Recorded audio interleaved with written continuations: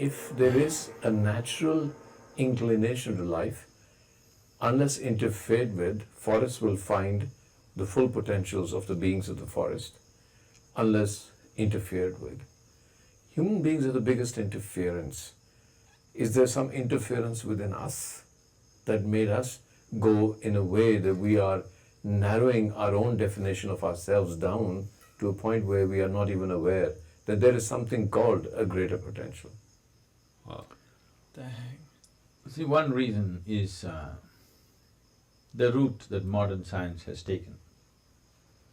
Modern science has taken that route largely in reaction to very dogmatic religions under the umbrella of which the modern science evolved, particularly in Europe. That's where the whole Renaissance system happened. If you look at science, it's horribly reactive and all… Pause. Look at this Snake. thing in the background. The snake. Oh my snake. Yeah, dude. It's in the background of like it's at the Isha Yoga Center apparently, and behind both people right now are oh no, The snake. the snake. Behind both people are a snake. And then you think about stuff that Sri M says that has nothing to do with this. Oh boy. About the snakes. And then I was just watching the beginnings of a Praveen Mohan video. He was talking about snake artistry in temples, like ingrained. Looks like that's where they are right now. Yeah, The snake, man. dude, I want to know. Mascot. I got to get to the bottom of this. already made conclusions. A scientist should be inquisitive. He should be in wonderment, not in suspicion. But he's in suspicion because the whole attitude of science has become like this, because it is in reaction to dogmatic religions which try to enforce their own whatever rubbish on the science in its early stages. Science is like a juvenile who's reacting to something that was imposed upon him as a child. Whoa. Still science is in that stage. Slowly it's growing out of it, but largely in that stage. Anything, first dismiss it. No, a scientist should be interested in everything, isn't it? A true scientist should be interested in everything. If somebody says, I walked in the temple, tears are coming, please experiment, what is happening here? Oh. No, he first dismisses it as rubbish. Wow. No, he must experiment in whatever way possible. Woo! That vid just got hyped. Imagine if we put that much effort, like as much effort as we put into everything else with science, that we put as much effort into energy and like what people feel when they enter a temple. That gets you to some Something like Eckhart that. Tolle where he goes like, we don't even know the possibilities of a human life. He'll be like, it's far beyond anything you could picture in your science fiction movies.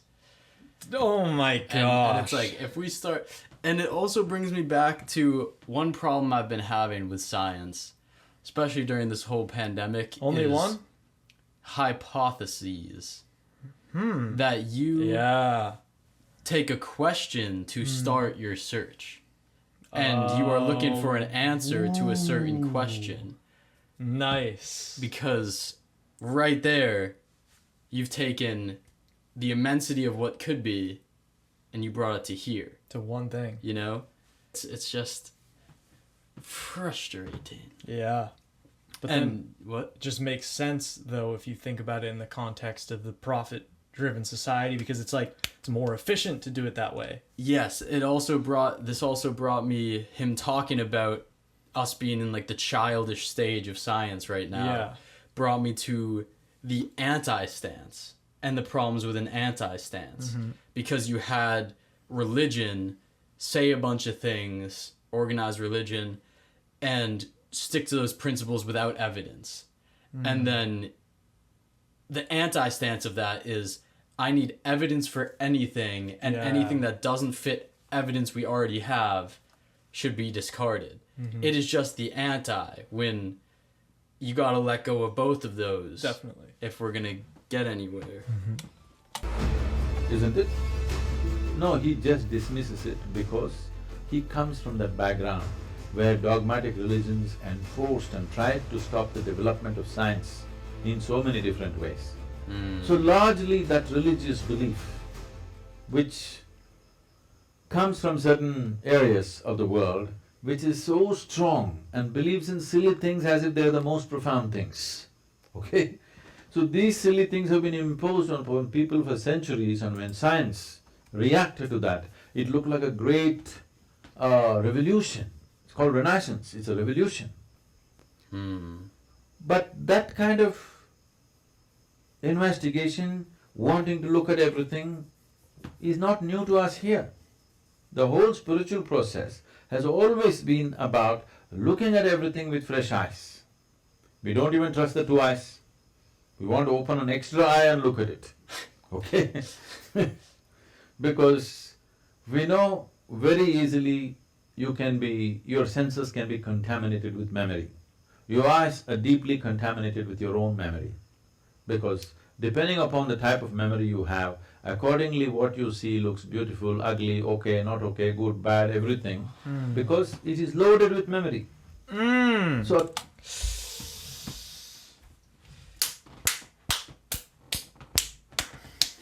it just makes sense.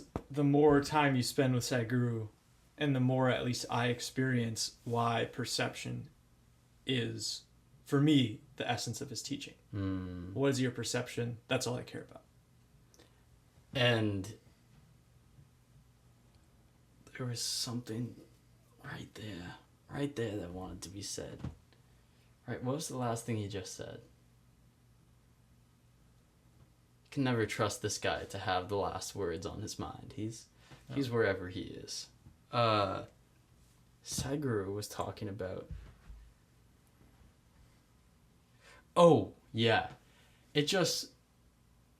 His thing where he's like, so much memory is changing the way you perceive. Just now, in like 2021, 2020, whenever it was, we've started talking a lot about bias, implicit bias that people have, that we are not blaming people for, or a lot of times we are blaming people for it, but we shouldn't be. But the whole idea behind bias is, look, you had an entire set of experiences growing up. You are where you are. Everything you perceive is going to be tainted by that. And in order to move to any sort of just world or whatever, you need to figure out how to see without bias or adjust for bias you have.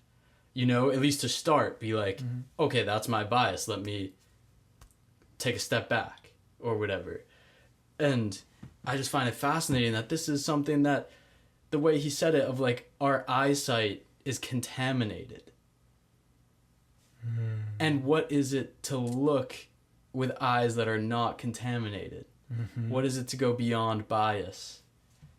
Like, and just funny that we're just getting there now in 2021. It's like, there have probably been, I'm sure that you guys could point us to some Upanishads that talk about this. Yeah, you know? yeah. It's like, oh, it's all been written by people who explored. Thousands of years ago. Oh boy. We're on the frontier, though, right now. Yeah, We're on the yeah. frontier of everything right now. I didn't know if you knew that. Mostly because of technology. Instead of a temple snake, we have a stuffed animal snake. Stuffed animal snake. Which probably, is way cooler. Probably made in China. It was, Yes. it was sick. Yeah, it was great. Don't blame the snake. Sorry. Stop. thoughtless eye is what we want to develop. The whole system of yoga Dang. is, the pinnacle of yoga is shown as a third eye, because third eye is a thoughtless eye. Today, that's why I said you must ask the question without your intellect. Use your intelligence. But without the filter of your intellect, ask a question, then you'll come up with crazy questions. Without using the filter of your intellect, if you just find expression to your logic, crazy things will happen. Crazy means socially crazy, but they're very life-oriented stuff. And that's how you fall in love, that's how moments of genius and creativity happens to a human being, when you do not use the filter of your intellect. I'm saying, why don't you live like that every moment of your life? Why is the spark of life and genius only here and there? It must be every moment you must be sparking if you want to fire and go somewhere, right? You know, within at least in the older engines, there's a sparking plug, okay? It has to spark all the time. If it doesn't spark, off and on it sparks. That's a lousy machine, that's a lousy human being too. Who doesn't spark all the time, who sparks once in a way.